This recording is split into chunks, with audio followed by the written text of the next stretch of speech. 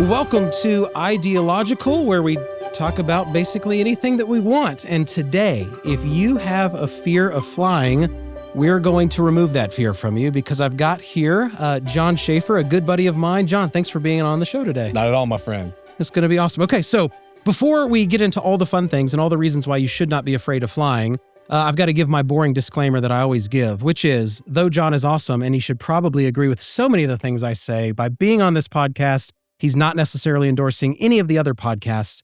So if I say something that is offensive, get mad at me. Do not get mad at John. Okay, John, tell us a little bit about, before we get into all the facts and statistics and all of that, you have been a pilot for a long time, both commercially and before that in the Air Force. John's a humble guy, but I don't want you to be humble. I want you to give us kind of your resume and tell us a little bit about your background as a pilot. All right, my twin brother and I both went to the Air Force Academy, class of 88, lazy but great. Went from there to pilot training. I flew T-38s as a flight instructor for about 5 years. You get upside down supersonic at least once a week or so. Just having fun, four-ship formation, low levels. You're 300, 400, 500 miles an hour every day. So it was a blast. Then I went from there to fly the C-5 Galaxy, the huge cargo plane. Flew that around the Earth many times. Take that, flat earthers. By the way, I just want to be clear. When you've flown around the Earth. Yes. All right, sorry. And that'll be another episode. It is curved at 41,000 feet. You see the curve of the Earth. I've flown straight from San Antonio straight to the middle of the Indian Ocean, Diego Garcia, straight from there to Frankfurt, Germany, and then back to San Antonio in 3 days. So I've been around the Earth 24,000 miles, around 24 time zones, Earth spinning 1,000 miles an hour. Yeah. Do you have to refuel mid-flight, I guess, several times? Yes, you do. Okay. 3 times on the way there, and then twice on the way to, we were carrying a tank inside the airplane. No big deal. So a big tank. We all do that. Yeah. I've got one in my car. Yeah. But the C-5 Galaxy is the biggest one in the free world. You can carry like 6 Greyhound buses inside of it. The tail's 5 stories in the air. You're 50 feet up when you land. It's a crazy machine, but it's a lot of fun though. That's awesome. And then how long have you been a commercial airline pilot? For 24 years. I started in my commercial career October of 2000. So I've been there 24 years. And again, anything I say is not in any way. Yeah, so we're not reflected. even telling. This is neither he nor whatever airline, mysterious airline. Whatever mysterious airline. Nobody endorses this. You should not really be listening to this. This is illegal material, probably. Nice. Okay, very good. So let me talk a little bit about what we're doing today. So we're going to talk a little bit about overcoming fear of flying, because this is your expertise, and being a pilot.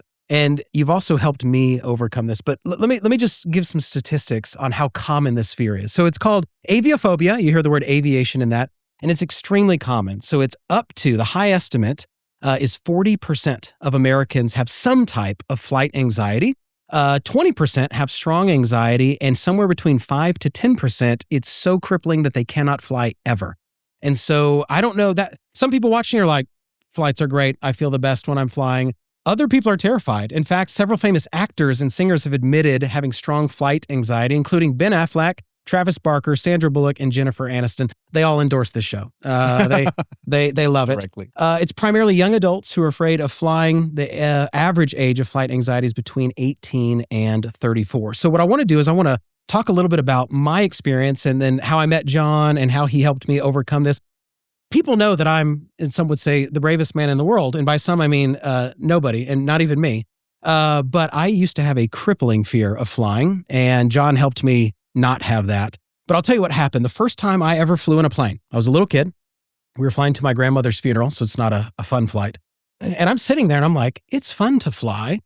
And then everyone's had bad turbulence, but we hit an ungodly amount of turbulence, so much so that my Coke hits the ceiling, food goes everywhere. The flight attendants fall down in the aisle and they are yelling for us to hang on. And one of them is grabbing my dad's leg, like squeezing, like, hang on. And Coke is splashing and peanuts are flying everywhere. And there's a guy in the bathroom and you can hear him just bam, bam, bam. And he's going to come out and he's going to be covered with that gross blue water. And so we land and I'm like, is flying always something you just survive? Like, so it put a bad taste in my mouth because I had a really bad experience. I've also had an emergency landing that there was a flight attendant passed out and they decided to make an emergency landing while I was in the bathroom. So as I'm just floating, peeing wherever, it was a bad experience. So I met John and I told him a little bit about that. And he's like, oh, I'm going to help you overcome this. And part of the way to overcome fear, everyone thinks to overcome fear, you just face it. It doesn't always work that way. If someone's afraid of spiders, you don't lock them in a room full of spiders. That makes it way worse. And so what you have to do is you have to give them information. Give them information that's helpful, and then they can practice fighting the fear. Because anytime you say you have a fear of flying, the first thing people say is, well, it's way more dangerous to drive. And you're like, that doesn't take away my fear of flying. It just makes me afraid of driving. It's like, I'm afraid of snakes, and like, you should be afraid of lions as well. And you're like, that doesn't help. So anyway, John, I've got a bunch of questions for you. You were super helpful for me. I know that for people watching and listening, this will also be helpful for flight anxiety. Let's go over a few questions. Okay. I'm done doing most of the talking. I love hearing myself talk. I'll kick it to you. So most people who are afraid of flying don't understand the physics of how planes work. Okay. Can you talk, without getting super aeronautical engineering, can you talk a little bit about why a plane wants to stay in the air? Because I think we have this fear that like an engine goes out and then you just spiral while everyone throws up for 5 minutes and then you die. Tell us a little bit about how a plane actually stays in the air, why it wants to stay in the air, how it's hard to crash a plane, if you will. Okay. That's a great question. And again, I'm proud of you because you've overcome this. You just got back from Paris. You've done all these flights. So you've gotten over it and stepped into it and leaned into it. Well, I appreciate you, dude. This is your, I'm your product. Okay. So there you go. Well, nonetheless, okay. So flying wise, the best way to think of it, if you're driving down in a car and you stick your hand outside of a window, you'll feel the air rushing over. Okay. If you turn your hand, of course, it's going to lift. It's going to rise up. But if you leave it and you just curve it, it's also going to lift. So Bernoulli's principle says as something gets faster, it gets less pressure. So as the air goes over the top of your hand, it produces less pressure and that pulls your hand up. Same exact thing for a wing. As a wing goes, the air goes over the top of the wing. And as it does, it creates pressure. And that pressure creates lift. And that lift, Newton's opposing law, the third law says equal and opposite. So as you get more lift, that overcomes gravity and the airplane climbs. So the airplane wants to stay in the air. As you get enough speed from thrust from the engines, you get all this volume of air going over your wings. That creates the lift. That creates the climb into the air. Once you're in the air, now you're cruising, let's say 37,000 feet. Let's say nice round number, 30,000 feet. And you said the engines quit. The airplane doesn't just drop straight down. It's going like 500 miles an hour by that time. So what will happen is it will start to glide. And you've seen gliders before where the gliders don't even have an engine in them. They're just literally flying on the wind currents along the way. Same thing for a commercial airplane. If you lose the engines, you're going to glide about about 3 miles for every 1,000 feet you're up. So at 30,000 feet, you have 90 miles to glide and start making decisions as to where you're going to put this airplane down. Now, the rare event that you lose both engines, Sully Sullenberger and Jeff Skiles, those guys handled that great. They had little time and little altitude to work with, so they put it in the Hudson. Most of the time, if you have something, it's usually one engine. If you lose an engine, and I have lost engines before in the Air Force and in the commercial world, and so it's like, okay, we are so trained for that. We're like, all right, we lost this engine. Let's run the checklist, shut it down, take care of it, and go. The 737 that I fly now, you can fly it single engine all the way to your destination if you needed to. So the engines are there as a backup, as a spare. The airplane wants to stay in the air. It wants to keep going. And you just have to, if you have thrust, you can go as long as you need to. Okay, so I want to drill down on that because I think that's people's most fear. It's not just that a wing pops off, and we'll talk about if that's a thing too. I think the first fear is, okay, I'm in the airplane, we're up really high, and an engine goes out. Okay. And if I'm hearing you correctly, what we're saying is even if both engines go out, you just become a glider and you glide down and you don't. I think people think you nosedive. I think people think that you flat spin. So talk to us a little bit about, you're up there, an engine goes out. Both engines go out, you're fine. What if there's no runway to land? You land in a field, you land in water, what happens? Well, that's a good question. We have like strategies for different things. We practice this in the simulator. Let's say we take off and I'll do what the Sullenberger profile basically saying, okay, 2,000 feet, boom, lose both engines. Can I make this turn, come back around and land on the opposite direction on the same runway I just took off from? And so we'll practice these things. Or after Sullenberger's setup, I always look at this and go, we brief it before we take off. We say, if something happens, my next move is this way. My next move is this way. I've taken off at LaGuardia on the same thing. I'm like, hey, 2,000 feet, there's Teterboro, there's this, there's JFK, there's all these airports around us. But I have the benefit of foresight saying, this happened to someone already. Now I know what to do about it if this happens to me. Yeah. Most of the time you get high enough, or if you take out one engine, which is what had happened. A bird strike took out the right engine about 7 years ago, coming out of Detroit at 2,000 feet. There's a big blue heron, and I saw his face. And I was like, ugh. So I pulled the nose up and tried to bounce him off the bottom of the airplane, and he dove right into the right engine. Like, so I hear this. It takes the right engine out. We're like, okay, let's slow it down. The first thing you do when you have an engine failure or problem like that is you hack the clock. And what I mean by that is you try to slow things down. SEAL team, slow as smooth as fast. Yeah. You don't want to panic and start pulling things and stuff. We just go, all right. I've seen this before. Let's run, engine failure checklist. And so we run the checklist. It just slows you down. You start taking care of things. Make sure that engine's secured, shut down, flat single engine, trim it up with the rudder pedals and the brakes and all that. And then just come back around, run another single engine landing checklist and land. Mm-hmm. It's pretty much about 8 minutes from the time you have it happen, you can get on the ground. Yeah. So there's all these things that can happen. But you mentioned this, does the airplane spiral? Now, everyone's watched Air Disasters. Love that show. It's great. And I learned a lot from it because I'm like, oh, why would they think that? So Air Disasters, they have an engine failure or they have these, the airplane starts plummeting. Those are the times when people will get into trouble and you have pilot error, or they get the airplane into a situation where it is, too slow, or they go too fast, or they go in the wrong, position, or they get a controlled flight into the ground, those kind of things. Those are things you have to watch out for. And we have so many systems and redundant systems to stop you from doing that. I mean, there's 150,000 flights that will happen today. 150,000 airplanes are in the air today across the world, civil, military, all that. We have so many great systems to watch out for us now as opposed to the past. Yeah. So let me ask if this is a fair summary. So part of the reason that people talk about takeoff and landing being more dangerous is because, if you're at cruising altitude and your engine or engines go out, you have a lot of time to find a place to land. On takeoff and landing, you just don't have as much time, but it doesn't mean you're dead. It just means you land smoothly. And if you can get to a runway, great, or a field, hopefully with no trees and that kind of stuff. So, okay. Super helpful. Okay. Excellent. Let me ask the next one. Talk to us about turbulence, because I think that what happens is most people hate flying because of turbulence, because you're sitting there and it's wildly smooth. And then you hit a little bump and it feels so bad. It's not as bad as a car most of the time. Most of the time, if you try, we don't just serve drinks openly in our car typically because they splash, but you do on an airplane. Can turbulence itself cause a plane to crash? And what is turbulence?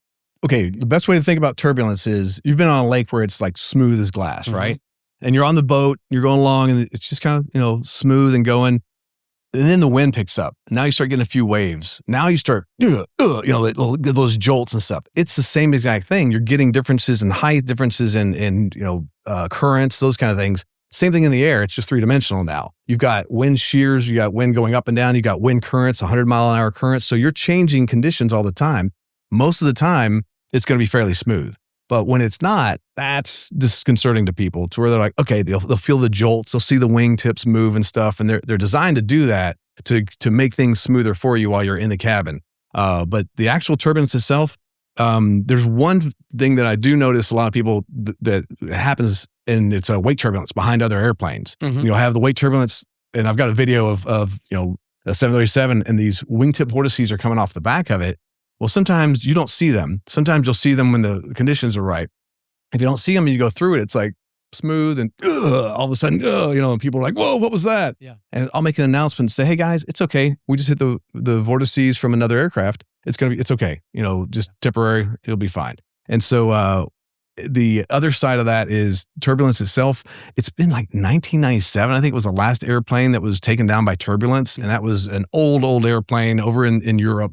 So it's 25 years or so now, 20, whatever, public math, 28 years. Yes. If that's even right. And so the material sciences are so good now. The wings, you have the wing spar that can flex. There's so many good things, ceramics and all that we're not really worried about that taking down an airplane, turbulence taking down. So should anybody ever be afraid that turbulence itself is going to make the plane crash? No. Okay. No. That's not a factor anymore. Not saying it can't happen, but the chances are astronomically remote right now for that to happen. You got to go through right through the heart of a thunderstorm accidentally in order to do that, to get that kind of pressure. Which we'll find out in just a second. You don't really accidentally go through a thunderstorm. No. There's a little bit of a heads up.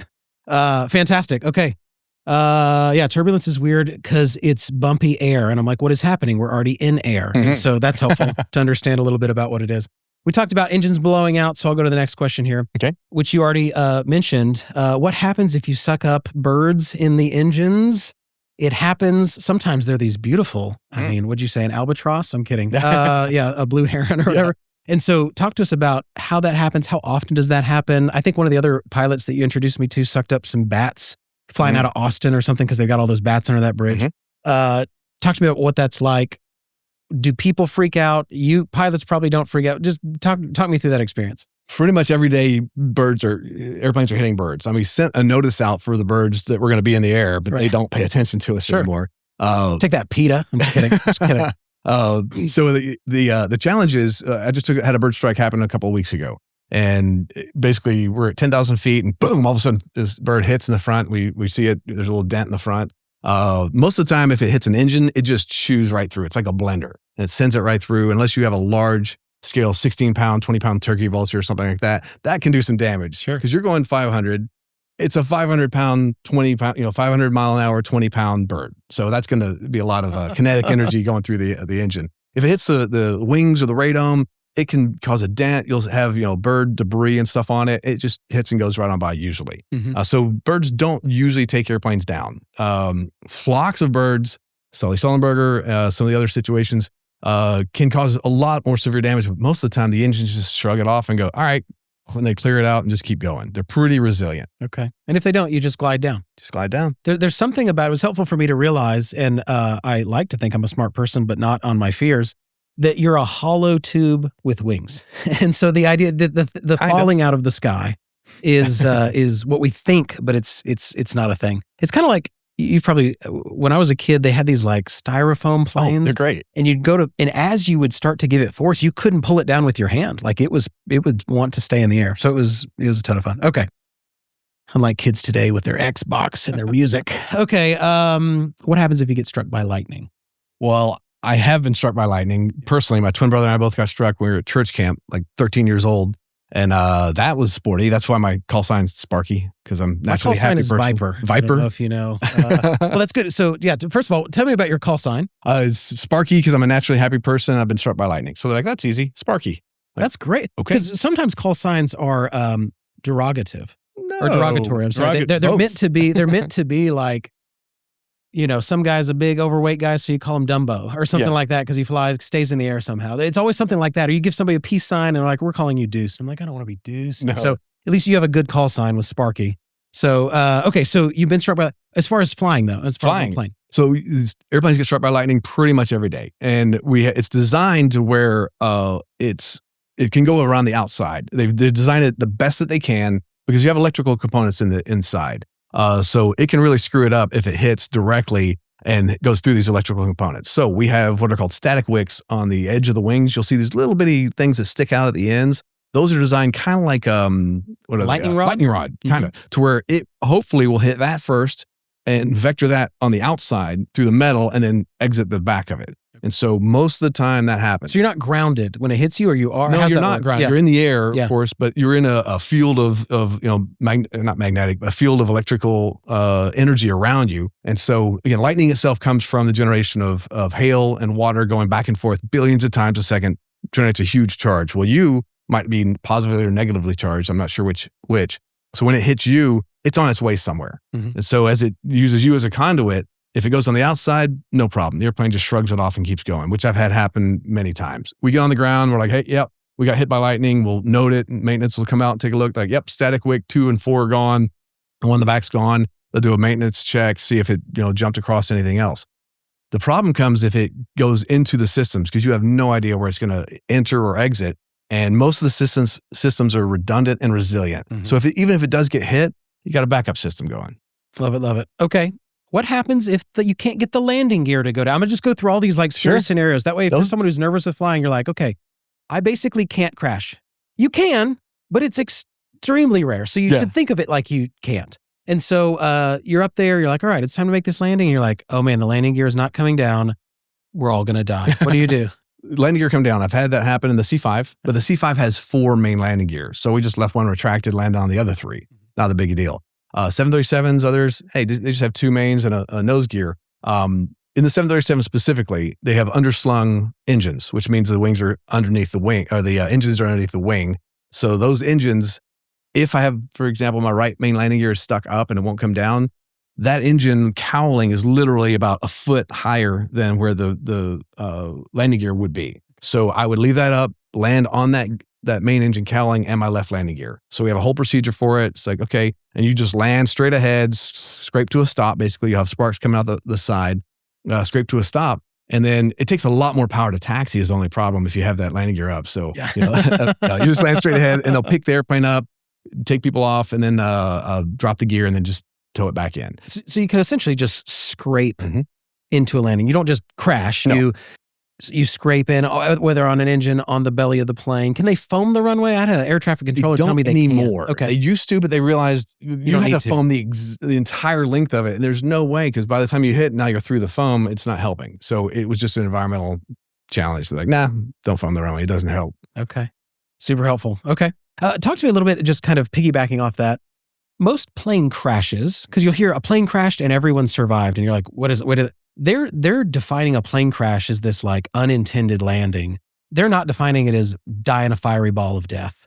And so can you talk to us about how even if there's a crash, it really is just scraping in, landing hard, fat. Talk to us about how most actual crashes are versus what people think, which is great ball of fire. Spiraling at 500 miles an hour. Correct. Yes. Okay, so when you start, if you go in at 500 miles an hour, there's nothing that you can do. It's hundreds of G's of force. It's not really survivable most of the time. Yeah. But the definitions of crashes, I don't know the exact monetary amount, but sometimes when someone does a hard landing and they collapse a landing gear, it's just going to scrape to a stop and stuff. But that's doing significant damage, and they'll call that a crash. Like, hey, this is a crash or an incident or an accident.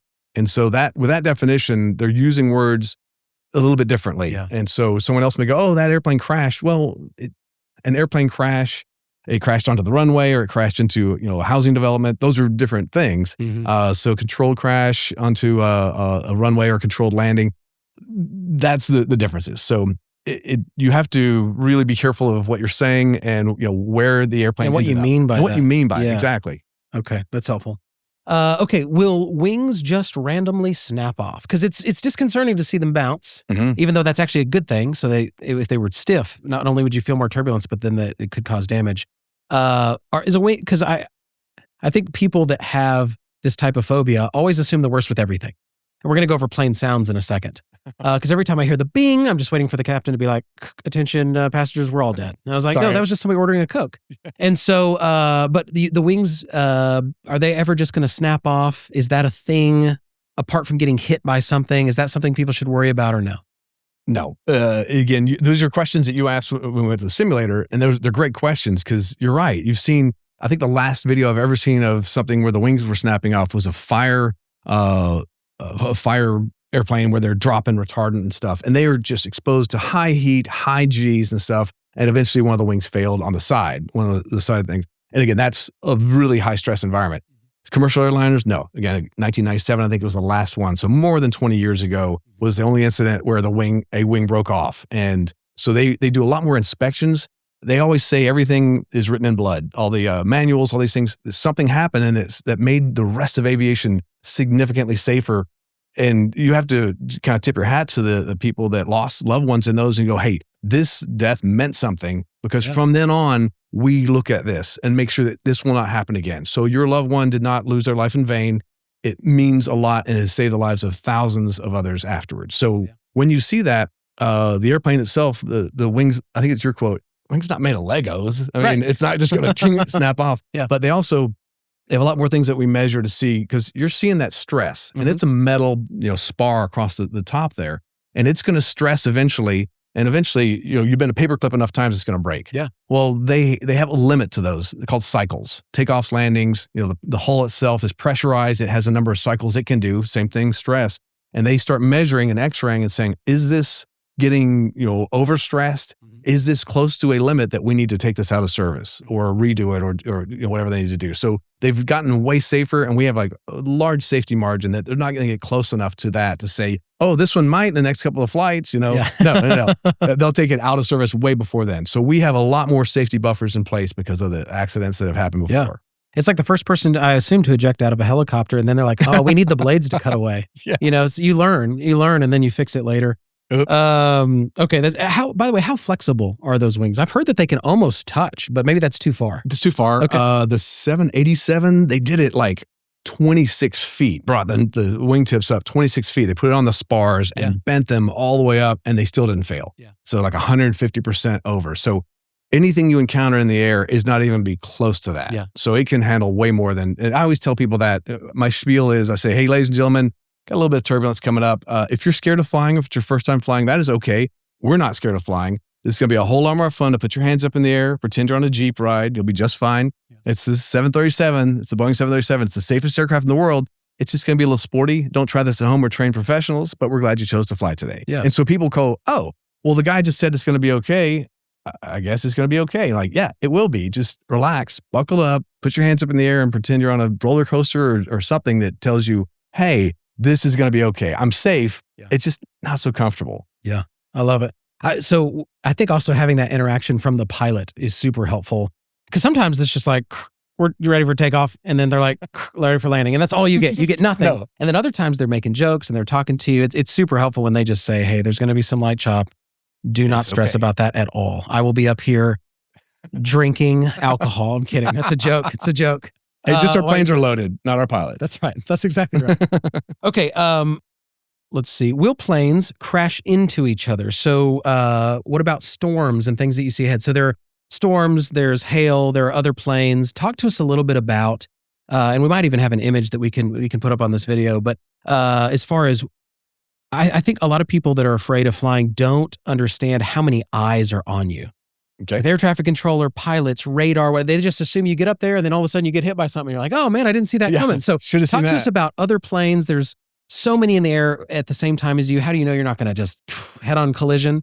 And then also things like storms and stuff. Talk about radar, how all that, what you check before, what you check in the air. Do other planes tell you where stuff is, all that? Okay, so those are two separate ones. As far as collisions with each other, there's years ago in the 70s, there was a aircraft accident in California where they didn't see each other and they hit. Of course, California. So they hit each other and they said, you know what? We need a system that will talk to each other to kind of deconflict these things. Because even though air traffic control gave them separate things, the guy went to the wrong altitude. So he's at co-altitude with these people. They never saw each other, boom, clipped and took it out from there.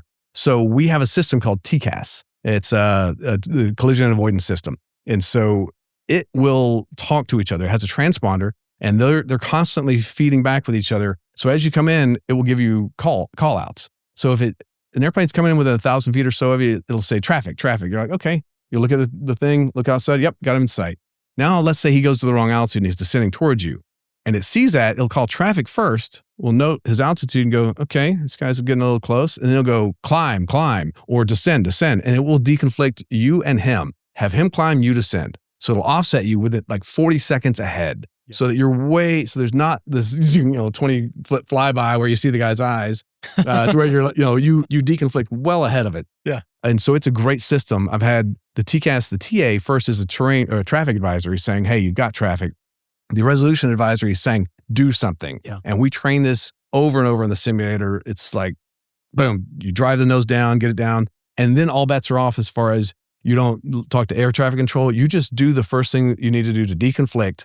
And then you go, hey, we had a resolution advisory. We're getting back onto our altitude now. They're like, okay. And it will deconflict with multiple targets too. It's not just one. It will have you guys thread the needle if you need to, but it's a great system that does that. So that has just stopped so many accidents from that. And we'll have RAs once every month or so. I'll get an RA, an actual one. It's like, okay, the guy, he just climbed too fast to his altitude. And the thing was like, I'm going to have you climb just in case. Mm-hmm. No problem. Now the weather side, and I think we have a video of that, the actual RA, one of the TCAS things. But the weather side, before we go, we look at, there's two products that we have. And one is called SkyPath. Mm-hmm. And that is a fairly new one. I think I sent you some screenshots of that. And we'll throw some of this stuff on the video too, if you want to just kind of describe what it is, and then we'll cut it in. And WSI Weather Brief that we use, Weather Brief gives us a look at, hey, here's our route. What are the storms along the way on that? And so that's a preview of it. SkyPath goes, what's the turbulence plot along the way? And most airlines have iPads in the cockpit now. Mm-hmm. So the iPad itself. For movies, but also for keeping people alive. Not for that. Just to watch the movie Airplane on repeat. That's all you're allowed to watch on Airplane, yeah. So we have those locked onto the side and it monitors the G-forces. It monitors and they'll be going at the same time. So it's using AI. And it goes, hey, I'm detecting turbulence, it will now send that out to all the airplanes going through that area that you have turbulence detected in this area. We're up in the front too. We want to find the smoothest ride we can. So we want things to be smooth. So we're calling ahead saying, hey, how's the ride at 37? How's the ride at 36? We're trying to find the best ride. But let's say the most common thing is if we're in turbulence for a long time, what that necessarily means is, let's say I'm at 40,000 feet. I'm going 3.5 hours. Well, if I have to drop all the way down to 26,000 feet in order to get to smooth air, I can't do it. I don't have enough fuel to get down to that, get in denser air, slower air speeds, all this. I got to stay at 40,000 feet and just ride it out for a while. And so we'll still try to find the best ride we can. But in order to keep the most fuel efficient, higher, colder, engines love cold air. So the higher you can get, the better, more fuel efficiency, and you can go a farther distance. But if not, it's going to be choppy. Now, once you're in the air, we still have those things along the way that will give you pop-ups and that kind of stuff along the way. But we also have a radar. Showing the actual radar, showing the magenta on the radar display, and then looking out and you can see the actual cloud itself of this huge, massive thunderstorm. And it has these things, I call them flying snakes and turkey legs. And it looks like this turkey leg on there, and it's hail. So it's detecting hail. The Doppler radar is great. It's also detecting electrical discharge. So it'll show you a little symbol showing, hey, it looks like a deadhead symbol where it's a lightning strike. And so we know, let's avoid those. It'll also show you if you're going to make it over those or if you're going to have to divert around it. And so we have all kinds of tools at our disposal that make it way safer. Do you ever fly straight up through a big storm like that or no? You always fly around? Okay. No. You're like, we're going to go around this. And most of the time you can see other airliners that are going around it. You're like, let's follow this path until we can't anymore. Until it's closed off. Sometimes you'll have cells that'll grow really fast. Thunderstorms can outclimb an airliner. I mean, they're growing like 10,000 feet per minute or so. So you do not fly through thunderstorms. You try to fly over them as well. You try to give them a wide berth. And that's what we try to do. We add on some extra fuel to make sure you can make it around them. Okay, so one of the sounds that people hear a lot on the plane, you mentioned landing gear, all that's super helpful, is the bing. They push the button and you hear bing, or sometimes you hear bing, bing, or sometimes you hear it like 3 or 4 times. And the more they bing, the more I'm like, that's the bings equal death. And the more bings are more death. So what do those sounds mean when you hear that bong kind of sound? So that's the best I could do with my voice. Well, let me take it through. As you're a minute before takeoff, you'll hear a ding, and they'll make an announcement. So I'm just telling, we have one attendant call button. And you're right, the number of dings means something. So the first one ding tells me, hey, we're about a minute away from takeoff. So they'll just warn people, hey, make sure your seatbelts are fastened and ready to go. Once you're in the air, the next time we ring is at 10,000 feet. So I'm giving them a 10,000 feet ding to tell them people can use their electronic devices and make an announcement. We've reached 10,000 feet. You're going to see us up and about for a while. You can't get up yet till the seatbelt signs off at cruise. And so they'll, once we get to cruise, I'll turn the seatbelt sign off if it's smooth, make an announcement, let them know that people can move about the cabin. On the descent, you'll hear a ding, and that's usually when I turn the seatbelt sign back on because it dings the same exact ding when I turn it on or off. So you'll see the signs up there as they light up. You can tell kind of what's going on. Oh, that's the seatbelt sign. That went off. Now in the descent, seatbelt sign goes back on, and you'll hear the ding. And then at 10,000 feet, I ring them again to know, hey, we're below 10,000 feet. Put your electronics up and stuff. 2 dings means call me because I have a question. Either we need to get, So it's y'all's way of communicating with the flight attendants and vice versa? Yes. Okay. So the 2 dings, when you hear 2 dings, that means, hey, they're going to pick up the phone and go, hey, is everything okay? I'm like, hey, yeah, we got a warning. ATC said there's going to be turbulence in about 5 minutes. So secure the cabin, grab a seat. They're like, okay. So that's just a warning. 3 dings is a little bit more urgent. Like call me now.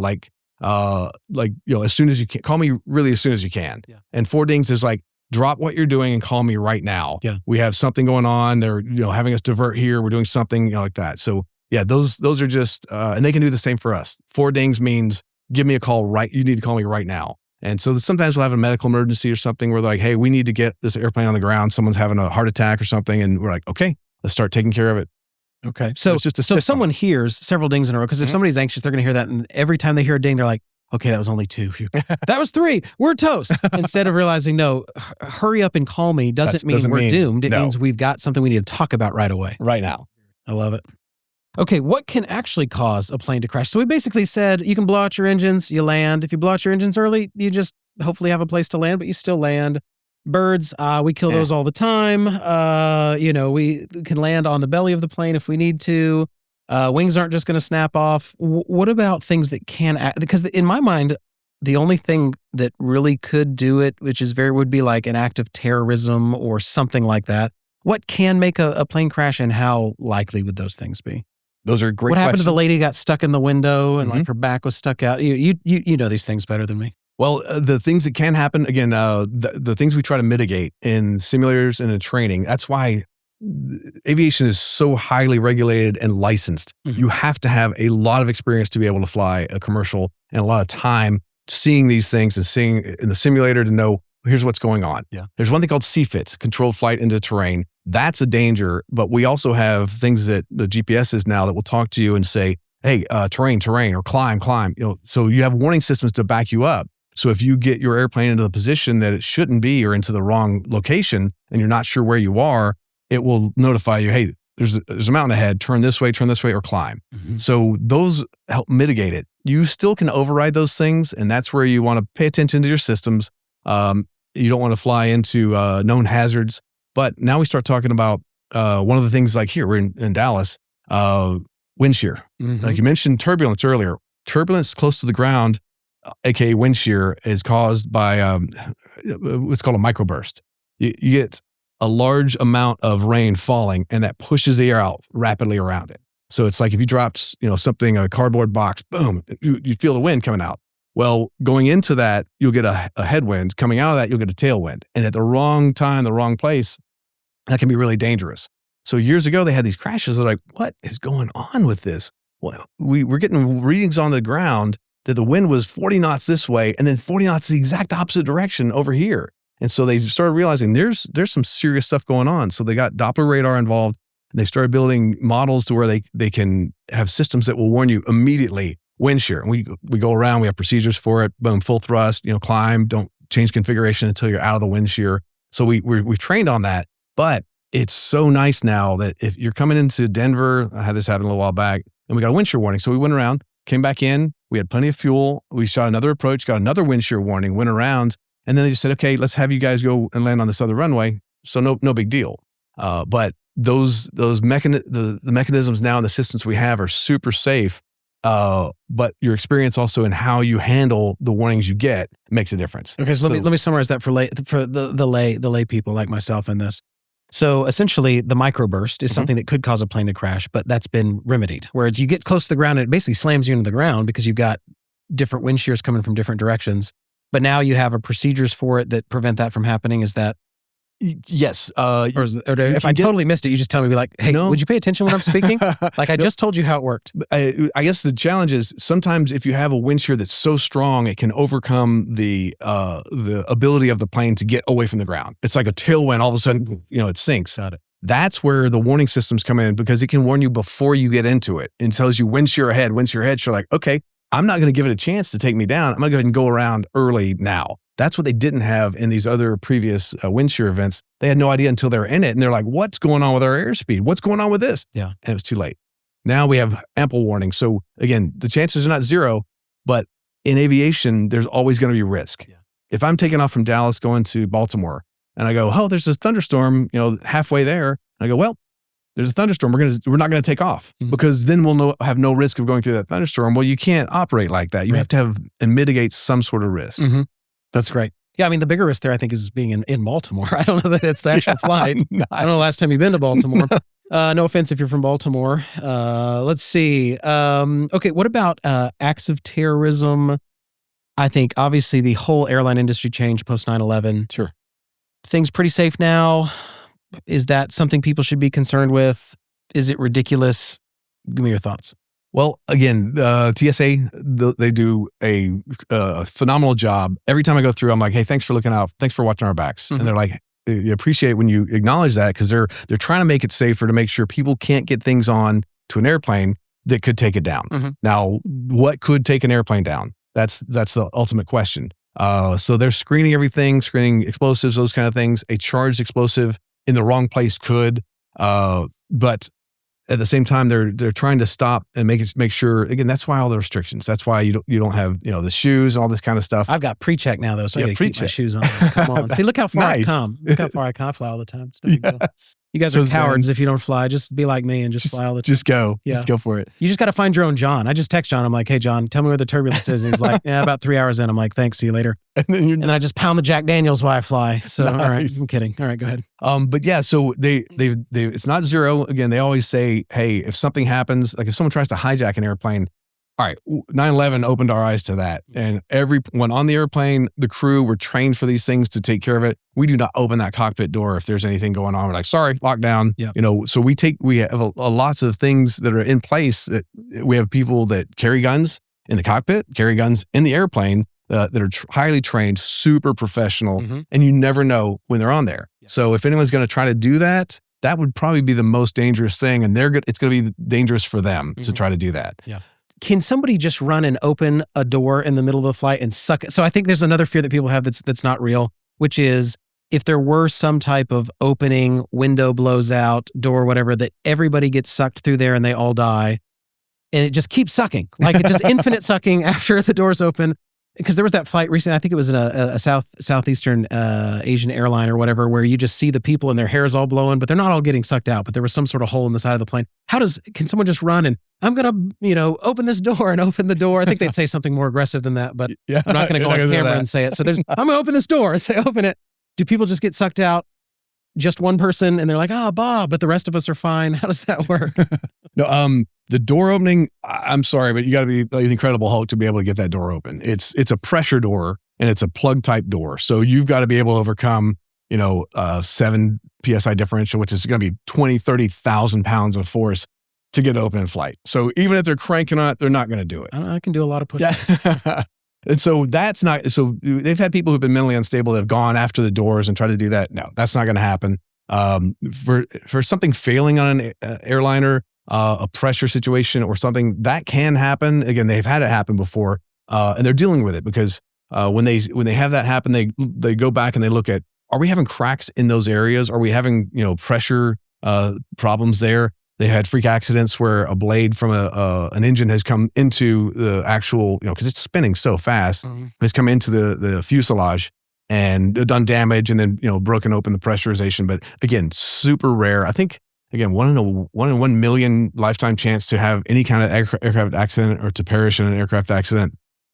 On the road, I think it's 1 in 100 lifetime chance. Yeah. So just again, so you should be afraid of driving. This is my point. Like, this is the whole thing. Be afraid of 2 things. We always say be safe. When I say, hey, thanks for flying with us, be safe on your way home because you're safe on this. That's right. Okay, so, but if something were to happen, a window or a door somehow were to malfunction, would it suck everyone in the plane out? No. Okay. You have to be in close proximity to it. It's kind of like with a hose. If you have a hose and you've just got the hose spraying out water. Well, if you start putting your thumb on it, now you start getting pressure on it. So if you're close to an opening, as you get closer and closer, the vacuum will be higher and the pressure is going to be higher. So yeah, if you're far enough away from it, not going to be a problem. Okay. And everything floating around is going to get eventually pulled through there, but not you. Good. That's why wear your seatbelt. Even when the seatbelt signs off, just keep it loosely around you. Yeah. I always say that. I'm like, hey, keep the seatbelt around you like we do up front. Yeah. Yeah, I get it. That's awesome. Can you tell us some cool stories? So I want to do a little pivot and then, because we're almost done, but a little bit, this is all super helpful, dude. So I appreciate your time and what everyone else has to do, they just have to get their own John. So I have mine. Can you tell us some cool stories about being a pilot? I know you've gotten to see some cool things, do some cool things, chat with us. Yes. Let's see. I flew again, T-38s. I mentioned earlier, supersonic upside down at least once a week. My very first flight in a jet was in an F4 in Korea, an Osan Air Base with the Flying Fiends. And I'm this 19-year-old kid sitting in the backseat of this F4, and we're going 1,000 miles an hour, 100 feet off the water, just smoking it. This is like in 1986 or so. Yeah. So again, the rules are different now. Yes. We could not do that now. We're going 1.3 Mach, literally past the speed of sound, just ripping. And I'm like, okay, this is a lot of fun, So that was a blast. Fast forward, flying the T-38 was just a lot of fun. We're flying formation. We're, upside down, 3 feet away from another T-38 at 500 miles an hour. Boom, boom, boom. 4 of us doing this, So I've had a lot of fun in the airplane. One of the toughest things, though, in the airplane, the C5 was air refueling. Okay. And the C5 Galaxy, it's a beast. And so when you see this thing, again, I've got a video of this air refueling. When you see it come in, you're fighting the whole time. its pressure wave is pushing against the pressure wave on the air refueling airplane. Yeah. And as it's coming in, they're pushing back and it's just this fight. And then they plug you, pump fuel into you for 20, 30, 40,000 pounds of fuel. You're on the boom here 10, 15 minutes or so getting fuel, and then you get away from them and go. It's really challenging, but it's really fun because it can extend the range. That was interesting. I got activated after 9/11 for a year. And one of my last missions, we flew bottlenose dolphins, SEAL team trained dolphins. Hold on, just a second. I know the SEALs have a bunch of cool weapons. Talk to me about weaponized dolphins. Yeah, they weren't explosive dolphins. They weren't with freaking lasers on their head. That's right. That's right. But they were SEAL team mine sniffing dolphins. And we brought them from an undisclosed location in Europe back to the West Coast. And so, great. These guys, I went downstairs and briefed the mission commander, the SEAL team commander. I'm like, hey, we got something we want to see if your dolphins would like. We got chicken wings. We want to see if they like them. He's like, sir, you can't feed them chicken wings. That could kill them. I'm like, this is America. We'll feed our dolphins whatever we want. I'm like, they're not hot. They're mild. He goes, yeah, sir, it's not the spice. It's the bones. I'm like, well, they eat fish, right? That has bones in it. He goes, well, sir, that's a little different. I'm like, okay, I'm just messing with you, man. The chicken wings are for your guys. He's like, oh, thinking you Air Force guys are idiots. Okay, now I got you, sir. Cool. And so he started telling me about the capabilities of these dolphins. And he said they're smart as 7-year-old kids, but they'll throw a fit. If they don't get their way, sometimes they'll bite or spit.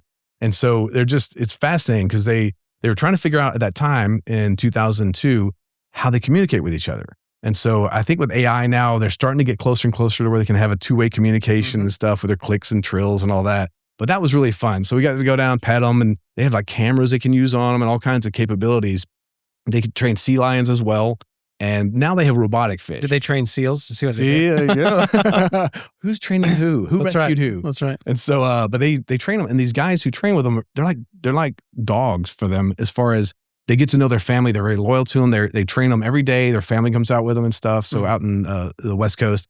But it was wild. It's like, that's really fascinating. That is fascinating. How do you get a dolphin on a plane? Like, does it have like a tank it lives in? Do you just come by with a nice moist towelette and just kind of pet it every few minutes? Or how does that work? We asked them about that. We said they used tanks for a while, but you've got a 1,500-pound mammal. And so they didn't want them to be able to get any momentum and get out of it. So they've got them in a sheepskin sling and they bring them in and the guy pours water over the dolphin the whole time. And so the dolphin, and this guy told me, he said, dolphins in the wild don't sleep. Half their brain shuts off and they go on autopilot and then they switch and the other half shuts off and they go and then they wake up and they go. And it says the only time they've seen these dolphins close their eyes is then. When they're there, the handler's right there, they're pouring water over them. They're just like, and they'll, boom, both eyes will close and they'll go to sleep. And so it's kind of wild though. That is wild. And then, so the sheepskin sling keeps them safe and then they feed them once we're on the descent. Okay. Oh, just like people. Just like come by with your snacks. You feed them their buffalo wings. They're asleep, they don't get their buffalo wings. That's right. I love it. All right, last question. If someone's scared of flying, what are a few things they can do to start conquering that fear? Okay. The first, like I said, is to understand that, all the rigors of training, that the people up there are highly, highly trained that are doing this. They've done this for I fly probably 5-10 flights a week. So we're just doing it constantly. We see things happen. We're like, okay. The other one is like what we did in the simulator. I know not everyone can, but if you understand the sounds that you're hearing and what they mean. Well, let's pause on that because I think that's huge because a lot of people, they're fine. Then they hear a clicking or then they hear what sounds like the engine getting deeper or they even hear the bing, which sometimes I'm like, someone ordered a Coke. And other times I'm like, that's the death sound. They just didn't want it to sound too scary. So they made it sound happy. Talk to us a little bit about some of the sounds people might hear and why they need to not worry about those. Easy. On takeoff, you're going to have the engines. We don't put the engines up at full thrust all the time. You have what's called a reduced thrust takeoff, just for noise abatement, for the engine life and that kind of thing. So once you get airborne, you get to about 5,000 feet or so, and then you'll push the engines up. And we always say, we're like, okay, more cowbell. Yes. And so, boom, you take the engine reduction out, they come up, and you'll hear those engines go and come up. People are like, well, what's going on? Why are the engines coming up? Is there a problem? No, it's just, you're just bringing out the derated thrust. In the air, again, you'll hear the landing gear. That's the biggest, loudest thing. Landing gear coming up. You have all these hydraulic systems that are just dragging these things up and your clicks and switches that are meeting tolerances. Boom, they seal up. Then once you get in the air, you raise your flaps. You'll hear the zzz as they come up. And you'll see the wings actually move themselves. The other one is on landing. Sometimes people, when we land, we go into reverse thrust, and it used to be the engines go and these things pop out. Now it just basically shifts and it puts the brakes on. Mm-hmm. So it's pushing backwards against you. You'll see the wing spoilers will come up and that stops the lift. Mm-hmm. So it keeps you hard down on the runway and you'll see those move and hear those, retract. But really the only other thing is, if you hear noises, like as we're going through turbulence, you'll hear, thumping and stuff. Usually that's the suitcases bouncing around in there. That's the thumping that most people hear. But most of the time, but for someone to overcome a fear of flight, I think it's to understand, I know it's easy to say, oh, it's so safe, mm-hmm. but there's a visceral fear that people have. And one of the things I can recommend is in an airplane, where you sit matters. Yeah, I was about to say, so if someone's afraid of flying and they're going to fly, tell them what time of the year should they go? What time of the day should they go? Where should they sit on the plane to minimize turbulence and all that stuff? Well, if you're flying in the summer, go in the morning, okay, because there's less chance of thunderstorms. And that's going to be a lot more violent in the afternoon as the storms kick up. Even if you're far away, you're going to get some, bounce off of that. On an airplane, though, once you're on the airplane, sit near the wings or just right behind the wings. If you're at the very tail of the airplane, as you go through turbulence, it's like a diving board. You're on the end of that thing. You'll feel it a lot more than if you do right over the wings or forward of the wings. Okay. And so that I highly recommend. Same thing for air sickness. If you're air sick, hey, get right over the wings. Sometimes just behind it where you can see down and you see the wings themselves. That helps a lot of people. The other you're mentioning, I think, was talking about time of year. Time of year. That's it. So time of year, winter, this fall, it's great because there's not as many storms going on. There's not as much jet stream. That's the other one. The jet stream is this current of air that comes usually west to east. Again, take that again, flat earthers. Jet stream. It goes around the world. It goes around. It's a ribbon. It's a current, like a river of air. Mm-hmm. And what's nice is it's like 100, 200 miles an hour. So as you're getting into the jet stream, it's going to be rough. It's going to be bumpy. But once you're in it, you have a 200 mile an hour tailwind. You're going to get there like 30 minutes early. So it's great. But it's a little choppy getting in and then getting out of the stream. Just like if you're on a boat, you get into the current, and once you're in it, you're moving. And once you're getting out of it, it's that change in pressure and the change in wind speed that can cause turbulence. So flying in the winter, jet stream comes down sometimes. It'll start kicking, wind and weather down to the south. If you can look online, if you're thinking, oh, I want to fly, you can see if the jet stream's going to be there. Yeah. And you can go, all right, you can choose to or not. But if you do, know that it's not unsafe and you'll probably get there 30 minutes early. Yeah. Love it. Love it, dude. So helpful. Anything else? Anything else you got? If not, that's all my questions of all the ways a plane can blow up. You're right. We're asking about cool stuff too. I do have some shots of just the cloud chasing that we see because we're in the front. We love cloud chasing. It's like as you're going by, you don't go through the clouds, but you just go near them and you'll see this whipping by 500 miles an hour. When you see the other airplanes go by, boom, they're 500, you're 500, you're going about 1,000 miles an hour. So that's a good speed rush. And then the Northern Lights. Just the other day, I've got a good picture from the cockpit over Indianapolis of the Northern Lights just going across. And I've seen them before over Norway years ago in the C5. Beautiful blue and green. This is like bright green and red. And so we're constantly, as we're flying, we're looking outside. We'll go, going west, watching the satellites go over as we go, watching shooting stars. So it's the best seat in the house in the front. Very cool. John, that's super helpful. Thank you so much for taking the time. Thanks for being on the show. Hopefully that helps you if you're somebody with aviophobia to get over that. So get your doctor to give you meds, then hop on a plane. All right. Nice. Thanks, man.